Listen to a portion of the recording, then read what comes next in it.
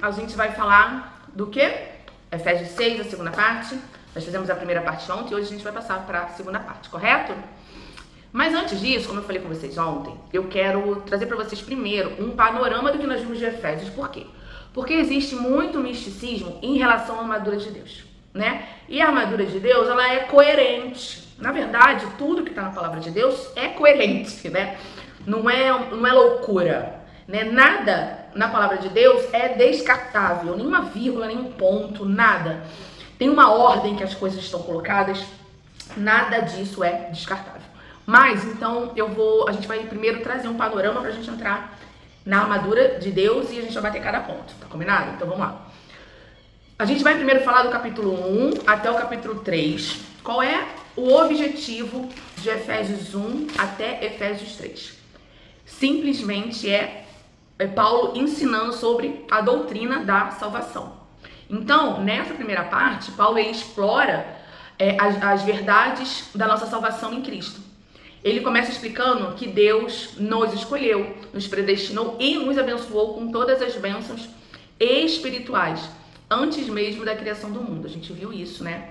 Só você pegar se você vai no YouTube, pega o vídeo, Efésios 1, Efésios 2, Efésios 3, que está de frente aqui da sala de oração. Ele fala sobre redenção, que nós temos através do sangue de Jesus, e a nossa herança como quê? Filhos.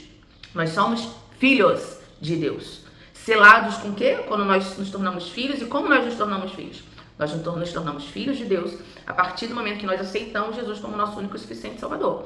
Então eu me torno filho de Deus e sou selado pelo Espírito Santo, ok? Então você tem um selo, é como um selo de garantia, assim, selo do Espírito Santo. E é por isso que a gente não entristece o Espírito Santo. Então nós fomos selados e nós temos o quê? A herança como filhos de Deus. Então, o que Paulo faz? Paulo ele enfatiza nesse capítulo 1 até o capítulo 3 que essa salvação é pela graça, por meio da fé, e não pelas nossas obras. O que isso significa? Que nós somos salvos pela graça de Deus. E a graça é o favor não merecido. Nós não merecemos sermos salvos, mas Deus mandou o seu Filho, Jesus, para morrer na cruz pelo meu pecado, pelo seu pecado. E não é algo que nós venhamos a merecer. Nós não merecemos, é a graça. E é por meio da fé. Fé em quê? Que eu também já ensinei para vocês. Fé na cruz. O protestantismo, somos nós, os protestantes. Nós cremos na cruz, na obra da cruz, na redenção da cruz. Nós cremos no Messias, que é Cristo. Bacana? Uma curiosidade, Jesus é um nome. Ele se torna quem ele é sendo Cristo, o crucificado, ok? Então, nós cremos no Messias, nós cremos na obra da cruz, nós cremos na redenção da cruz, nós cremos que Jesus na cruz, ele nos conectou novamente, os céus foram abertos e nós temos acesso a Deus diretamente. Nós não precisamos de um homem, de um sacerdote, como no Antigo Testamento, para poder falar com Deus, e nem para Deus falar conosco. Então, Paulo ele vai enfatizar isso, né, desse capítulo 1 até o capítulo 3, que não é nada que a gente faça que faça Deus nos amar mais ou Deus nos amar menos, tá combinado? Então ele também vai abordar o quê? A união dos judeus com os gentios, sendo um só corpo. E que corpo é esse? Igreja.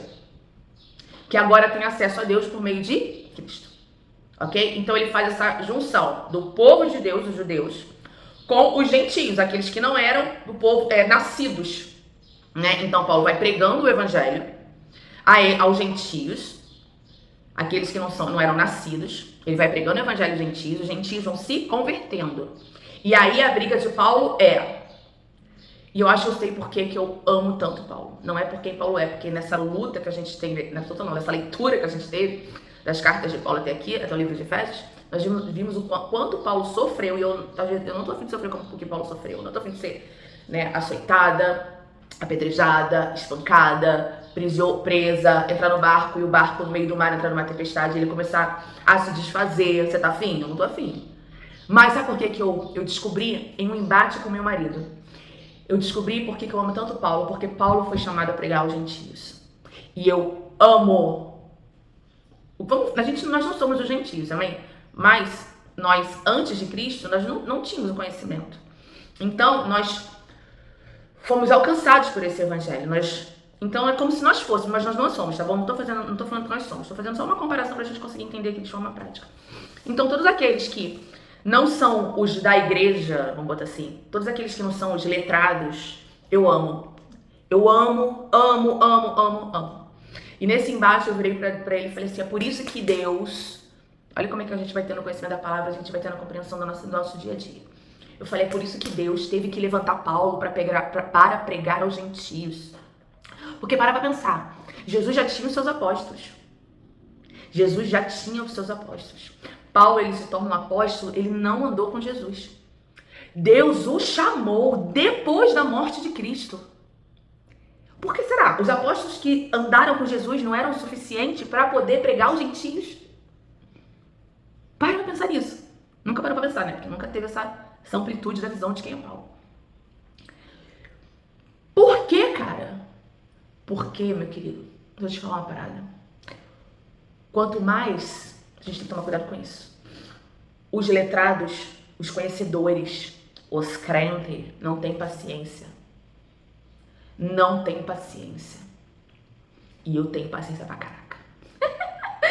É por isso que Deus teve que levantar Paulo para pregar aos gentios, porque os letrados não têm paciência com perguntas infantis, perguntas incoerentes, perguntas fúteis, perguntas infundadas, curiosidades de novos convertidos. Os letrados não têm paciência. Os letrados, os sabedores da Bíblia não têm paciência. Então Deus teve que levantar Paulo e confundir todo mundo, e Paulo ser Paulo, e fazer a obra que ele fez, e ter a possibilidade da sua vida impactar 4 ou 5 livros, nunca me lembro. Amém? Vocês estão comigo? Estão aqui agarrados? Agora, Paulo já entra no capítulo 4, do 4 ao 6, que já trata de outras coisas. Então, do 1 ao 3, o que aconteceu? Paulo fala sobre a doutrina da salvação. Qual é a doutrina da salvação? Vamos recapitular aqui rapidinho.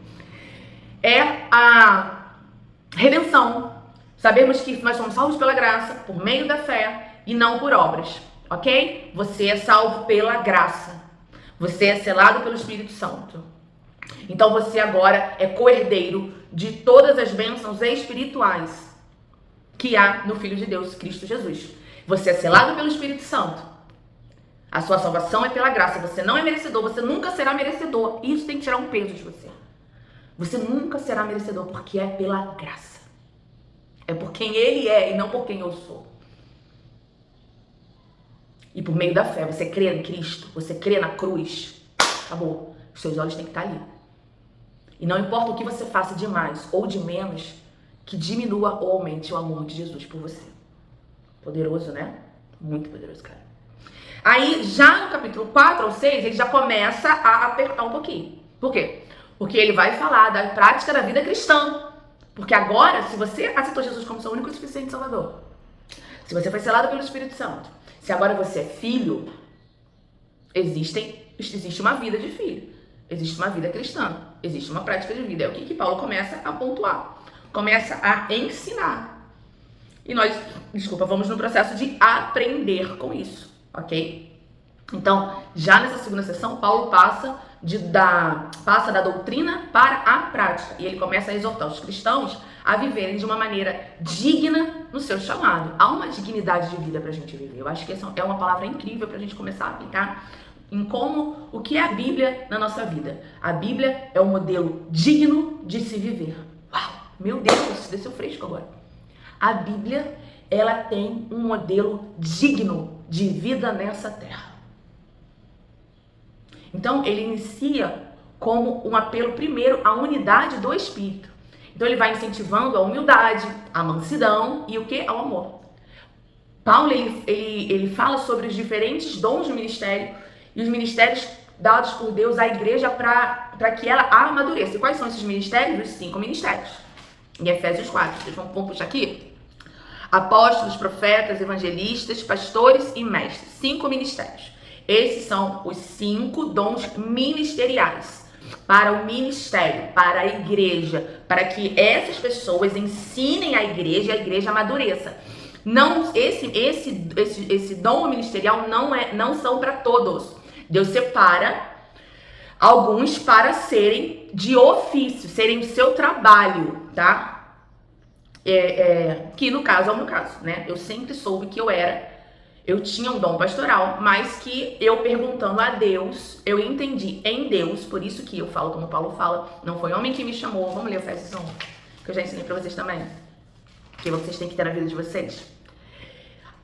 Paulo, apóstolo de Cristo Jesus, pela vontade de Deus. Aí eu já falei pra vocês, tira o nome de Paulo e bota o seu nome.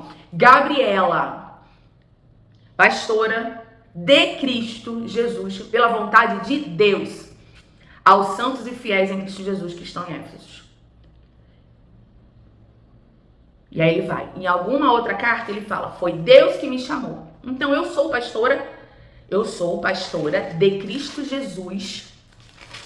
Eu sou pastora de Cristo Jesus pela vontade de Deus, não pela vontade de homens, não pela imposição de homens, e muito menos pela placa da igreja. E isso muda, querido, uma mente, um comportamento e uma dependência. Você é filho chamado por Deus. E aí, dentro do meu processo, eu tive que entender. Ótimo, eu sou pastora, eu tenho um dom de cuidar, né? O dom de cuidar. Bacana. Deus, qual é o meu ministério? O que o Senhor tem pra minha vida? Jejum, oração, busca. Jejum, oração, busca. Jejum, oração, busca. O que é isso? Jejum, oração e perguntas a Deus. Deus, o que o Senhor quer pra mim? O que o Senhor tem pra mim? E ele me respondeu dentro desses meus propósitos com ele. Que eu sou pastor, que eu era uma pastora e que ele me enviaria. E ele falava pra mim, sou eu que te envio. E isso me dá segurança. Então, ele separa esses ministérios, como a gente já falou aqui. Então, Paulo fala sobre os diferentes dons e ministérios dados por Deus à igreja para quê? Para que a igreja amadureça. Ele também dá instruções claras sobre como abandonar o velho modo de vida, que é baseado na carne. Queridos, isso todo mundo tem, tá bom? Todo mundo tem seu espinho na carne, todo mundo tem seus B.O., todo mundo tem suas dificuldades, tá? Eu não sou pior, eu não sou tadinho, eu não sou, é difícil para todo mundo, é sacrificial para todo mundo, mas para onde nós iremos se só Ele tem a palavra de vida eterna? Fala pra tia. Não, né? Não dá. Então, Paulo fala em se despir desse velho homem, né, que tem as suas decisões baseadas na carne, e como se revestir do novo homem, que é baseado no Espírito. O que é isso? São decisões espirituais, são decisões onde eu busco em Deus o que eu tenho que fazer. E nós vamos começar a praticar o quê? A verdade, a justiça e a bondade. E eu ensinei pra vocês que a verdade, a justiça e a bondade não são a nossa verdade, justiça e bondade. A medida de verdade, justiça e bondade do reino de Deus não é igual à nossa verdade, justiça e bondade. Na verdade, ela é muito distante da nossa verdade, justiça e bondade. Por quê? Porque a nossa verdade, justiça e bondade está em um contexto humano. Está em um contexto cultural, muitas vezes. Então, a gente precisa realmente despir o conhecimento, a estrutura mental do velho homem e começar a receber um novo ensino, uma nova dignidade. Gente, eu amei essa palavra. Uma nova dignidade de como se viver nessa vida. Então, os últimos capítulos eles vão conter conselhos práticos, né, para nossa vida diária, como nós vimos ontem no capítulo 5 e 6, né? 5 e a primeira parte do 6 nós vimos sobre relacionamentos e sobre orientações, como nós devemos nos comportar no nosso trabalho. Agora a gente chega na guerra espiritual. Você consegue entender que existe um caminho?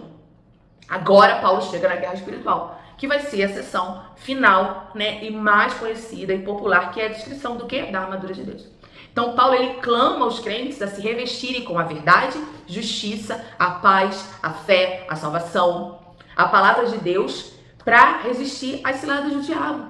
Então, não é capacete, couraça, escudo, não é assim, não é eu tomo, cadê anjos, me dá aqui. Não, Quando a gente fala essa verdade, não é a minha verdade. Quando a gente fala dessa justiça, não é a minha justiça. Quando a gente fala dessa paz, não é a minha paz.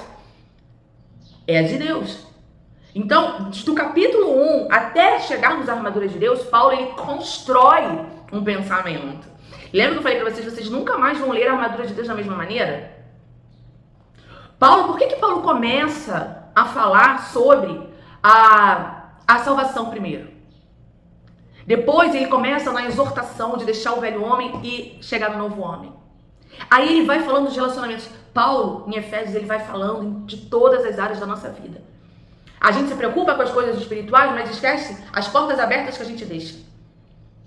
E a gente só pode entrar numa batalha espiritual, a gente só pode vencer uma batalha espiritual quando a gente fecha as nossas portas. Porque o inferno entra por portas abertas. Isso é uma verdade espiritual. Ah, mas é o Satanás na minha vida. Você está com porta aberta? Existem dois modelos. Existe Satanás só tem poder na nossa vida quando nós somos selados pelo Espírito Santo. Quando nós damos legalidade, que são as portas abertas.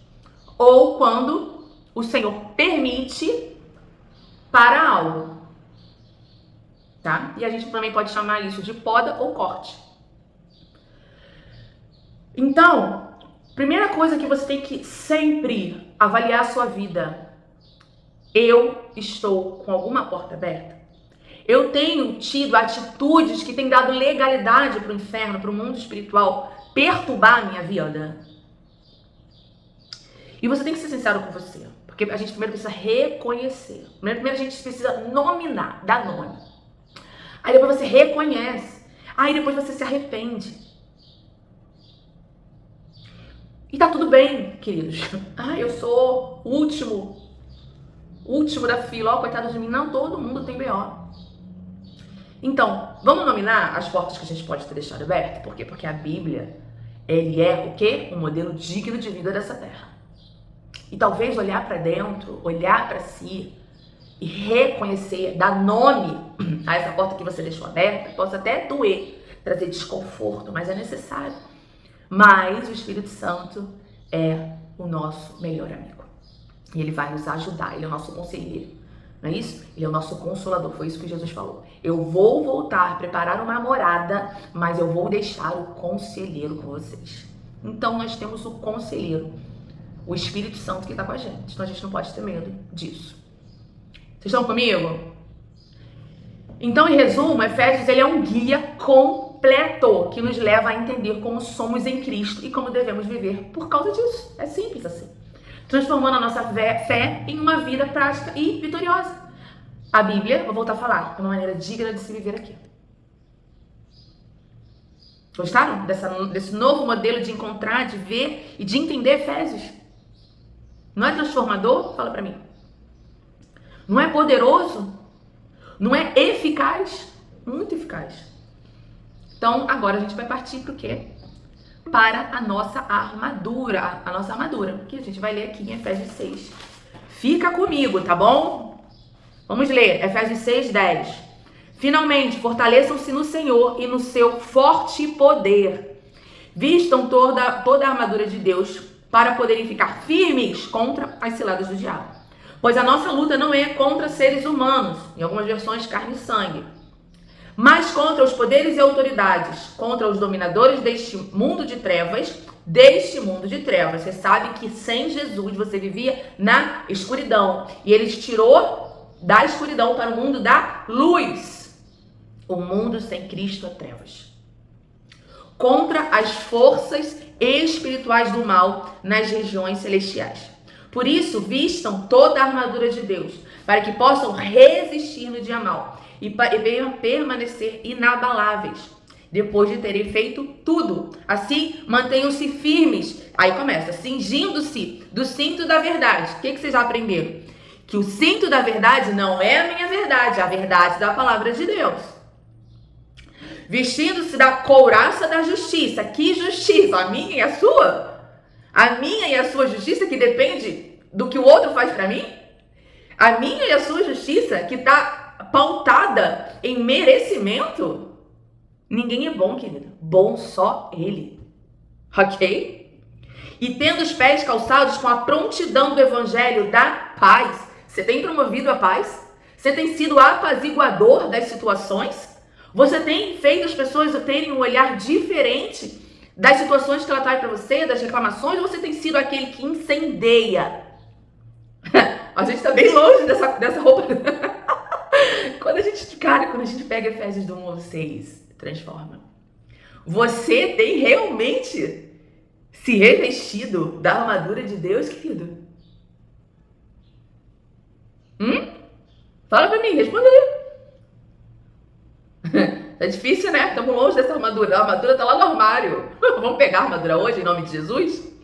Além disso, usem o escudo da fé, com o qual vocês poderão apagar todas as setas inflamadas do maligno. Seta na mente, o inferno. Ele manda pra gente... Vai pegar sim, ela está sendo consertada hoje em nome de Jesus. A sua armadura não está estragada, ela estava empoeirada. Amém? E você vai pegar ela hoje, que ela está renovada, polida. Toma isso para você, querido, varão de guerra. Então vamos lá. As setas do maligno são setas lançadas na nossa mente, são pensamentos de destruição, de morte, de paralisia, são os dardos lançados pelo inimigo. E como que nós combatemos esses dardos lançados? Esses dardos inflamados? Com a fé. E o que a palavra de Deus fala sobre a fé? A fé vem por ouvir a palavra de Deus. Então eu preciso ter a palavra de Deus, porque é ela que vai combater as setas inflamadas do maligno na minha vida e na sua vida. Poderoso? Usem o capacete da salvação. E o capacete da salvação é aquilo. Eu creio na cruz. Eu creio na morte de Cristo. Eu creio que eu estou salva. E é pela graça. Você crê? Eu quero que você comece a declarar. Eu creio na minha salvação. Eu creio na minha salvação. Porque a minha salvação é pela graça. É pela fé em Cristo. E eu creio em Cristo. Em nome de Jesus. Use o capacete da salvação e a espada do Espírito, que é a palavra de Deus. Você está lendo a palavra de Deus? Se você não lê a palavra de Deus, você não tem a sua espada. A espada não é uma espada. Peguei a minha espada, meu escudo. Como assim, gente? O Satanás vai ficar assim, ó. Que doida. Abriu a porta do CAPS espiritual. Mas é a palavra de Deus, ó. Afiadinha. A palavra de Deus afiadinha. O dardo inflamado vem. Você vai morrer. Não vou, Satanás. Sabe por quê? Porque o Deus a quem eu sirvo tem palavras de vida e não de morte. Em nome de Jesus. Sai, Satanás, do inferno da minha vida. Compreendeu? Não é... Não, olha qual a diferença. O dardo vem. Pá. Aí você começa... Aí você não tem a palavra. Você não tem a espada da palavra. Você prefere ver TikTok, ver rios do Instagram, ver um monte de porcaria do que alimentar o teu espírito. Aí você não tem a espada, que é a palavra.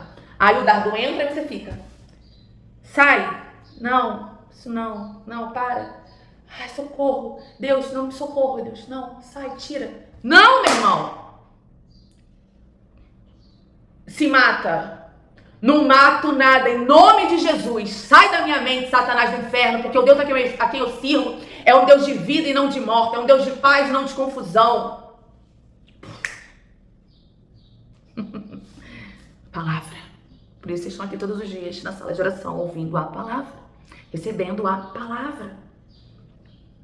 Orem no Espírito em todas as ocasiões, com toda a oração e súplica, tendo isso em mente. Estejam atentos e perseverem na oração por todos os santos. Orem por mim, aí eu peço agora, orem por mim. Para que quando eu falar, seja me dada a mensagem, a fim de que, destemidamente, torne conhecido o mistério do Evangelho, pelo qual sou embaixador. Ai, olha só. Deixa eu pegar minha caneta. Amém. Ai, tá longe. Papai, deixa eu pegar minha caneta aqui. Peraí que eu tenho que registrar isso aqui. Ai. Olha o que Paulo fala. Olha o que Paulo fala. Olha o que Paulo fala. Orem. Não, volta. Para quê? Para que torne conhecido o mistério do Evangelho, pelo qual sou embaixador, preso em correntes. Paulo é preso. Paulo é algemado no Evangelho. Se tu for preso em alguma coisa, seja preso no Evangelho. Se você for ficar louco por alguma coisa, fique louco pelo Evangelho. Se você tiver que ser radical por alguma coisa, seja radical pelo Evangelho. Amém? Se você tiver que ser compulsivo por alguma coisa, seja compulsivo pelo Evangelho, porque mal não vai te fazer. Paulo, ele se declara algemado a um modelo digno de vida, a um modelo bíblico de dignidade que traz vida. Meu Deus, se tu não recebeu, coloca a mão no teu coração que eu vou orar agora. Pai, em nome de Jesus, obrigada, Senhor, por essa forma nova e poderosa de nós entendermos a sua armadura. Pai amado, Pai querido, em nome de Jesus, revela-nos, Senhor, como é realmente essa armadura, Pai. Uma armadura que nós não pegamos, mas que nós temos em nós. Em nome de Jesus. Em nome de Jesus, para que nós sejamos inabaláveis. Para que a gente permaneça e resista no dia mal. Como que eu permaneço e eu resisto no dia mal? Revestindo-me da armadura de Deus. E essa armadura, Pai, ela é o cinto da verdade, a verdade do teu Evangelho. A couraça da justiça, porque a couraça protege o coração. A justiça de Cristo nos protege a nossa alma, protege o nosso coração, protege das acusações, protege dos sentimentos de culpa, porque a justiça de Deus não é por mérito, é a graça. E quando eu entendo que não é mérito, mas é graça, é o teu amor, é quem o Senhor é, eu descanso, eu tiro, eu arranco de mim a acusação, eu arranco de mim o peso, eu arranco de mim a justiça própria, eu arranco de mim a acusação do inferno, porque o acusador é o Satanás. Quem me acusa não é o Senhor, é o inferno. Então hoje eu sei que eu tenho a coração da justiça que protege o meu coração e que arranca de mim toda a acusação que vem do inferno e não de Deus. Em nome de Jesus. Senhor também fala de calçar o evangelho da paz, que nos dá a firmeza para nós permanecermos na nossa fé, na capacidade de compartilhar a mensagem da paz e reconciliação com os outros, mesmo em meio a conflitos. Então o evangelho, as sandálias do evangelho da paz fala da unidade, da reconciliação, da paz. E o Senhor fala que os seus filhos são chamados de apaziguadores. Em nome de Jesus, Senhor, revela isso verdadeiramente em nós. Obrigada por essa manhã, Pai, que está abrindo os nossos olhos físicos, mas também os nossos olhos espirituais, em nome de Jesus. Senhor, aqui o escudo da fé, que bloqueia, Senhor, as flechas lançadas pelo inferno nas nossas vidas, nos protege dos ataques, sabe do que? De dúvidas que o inimigo coloca. O inimigo coloca dúvidas em nós. Toda dúvida, se eu sou digno, se eu sou amado, vai saindo agora em nome de Jesus, porque não é sobre eu merecer, é sobre a graça e o amor de Cristo em mim. Não tem nada a ver comigo, é sobre Cristo, é sobre Deus, é sobre Ele, não é sobre mim. Em nome de Jesus, esse escudo da fé me capacita, Senhor, a confiar em Ti, nas Suas promessas, mesmo quando eu estou enfrentando dificuldades, Senhor, em nome de Jesus. O capacete da salvação, ele protege a nossa cabeça. O capacete da salvação protege a nossa mente, os pensamentos negativos, as dúvidas, a desesperança. O capacete da salvação é a certeza da salvação que eu tenho em Cristo. Porque eu creio na obra da cruz. Porque eu possuo a esperança do evangelho da paz. Em nome de Jesus, Pai. Em nome de Jesus, Pai. Senhor, a espada é a única peça que nós enfrentamos. A espada do Espírito, queridos, é a palavra de Deus. Em nome de Jesus. Que a gente leia, nem que seja o versículo do dia, mas todos os dias, ao abrir os nossos olhos, quando nós estamos ativos para a vida, quando nós estamos prontos para entrar no campo de batalha, quando nós estamos prontos a sair talvez da nossa casa, enfrentar a vida, essa espada ela tem que estar pronta, a palavra de Deus ela tem que estar pronta dentro de nós. Ela não apenas vai nos defender, mas ela também vai nos permitir combater os enganos do inimigo na nossa vida, na nossa casa, contra a nossa família. É proclamar a verdade. Proclamar a verdade é a palavra de Deus. é a nossa maior arma espiritual. A oração ela é mencionada por Paulo no livro Senhor como algo crucial que vai fortalecer. Então nós deixamos hoje de orar orações almáticas. É o que nós estamos aprendendo todos os dias nessa sala de oração. Deixarmos de orar orações almáticas e orarmos a tua palavra, que é a espada. É a espada de ataque contra todo dardo lançado do inimigo, contra toda palavra do inimigo, contra toda desesperança. É a palavra. Jesus, quando foi levado pelo Espírito ao deserto, e Satanás vem trazendo um manjar, trazendo propostas a Jesus, Jesus combatia com a palavra.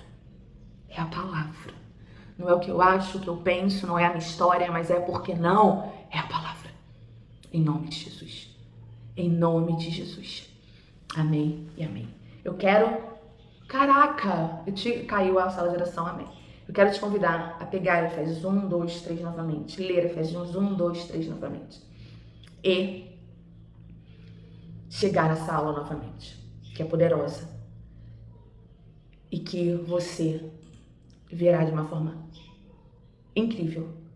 E vai entender de uma forma objetiva, prática e espiritual, que é a armadura de Efésios. Amém? Deus abençoe.